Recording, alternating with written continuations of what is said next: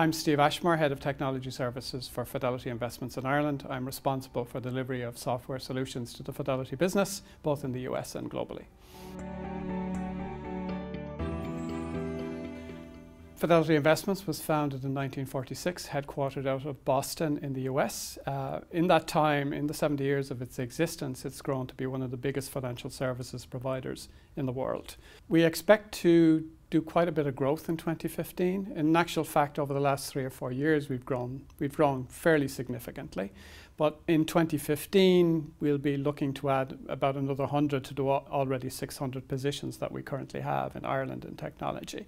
They will be centred mostly across the whole range of the technology spectrum. So many roles stretching from product management to architecture to technical leadership, to business and systems analysis, to engineering itself, to quality assurance, and even going into the information security and cybersecurity areas. Fidelity Ireland is here since 1996. So since that time, we have been recruiting, I think, every single year.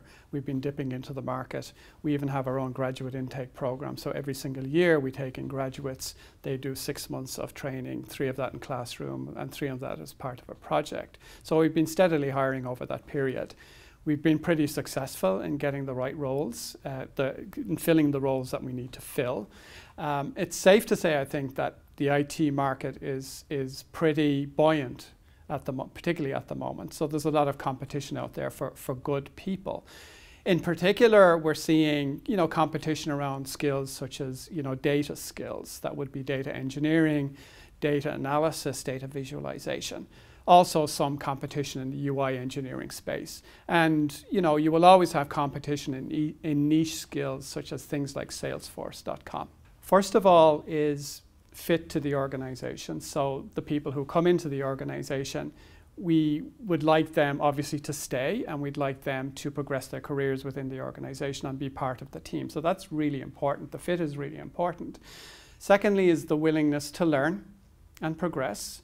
So we don't expect people to be static in our organization. We expect them to learn and progress their careers with us. And we will support them in doing that. The aptitude and the ability to collaborate is hugely important, because we collaborate within Ireland itself, but also across the globe, with teams in the US, with teams in China, with teams in India. And finally, the other thing that occurs to me is communication. And it's really, really important that people are able to communicate.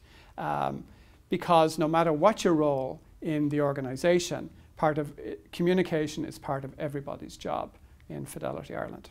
We look for a certain set of skills, but I think what people are looking for more, and what differentiates people, is the potential in somebody. So, for example, for certain roles, it may not be absolutely necessary to have 100% of the technology skills, but if you can demonstrate your ability to learn and your ability to take that on. I already mentioned communication. I mean, that's huge, to be able to communicate and understand what it is, not what you're doing, but also why you're doing it. And work within the business domain as well, I think, is hugely important. Financial services is a complex business.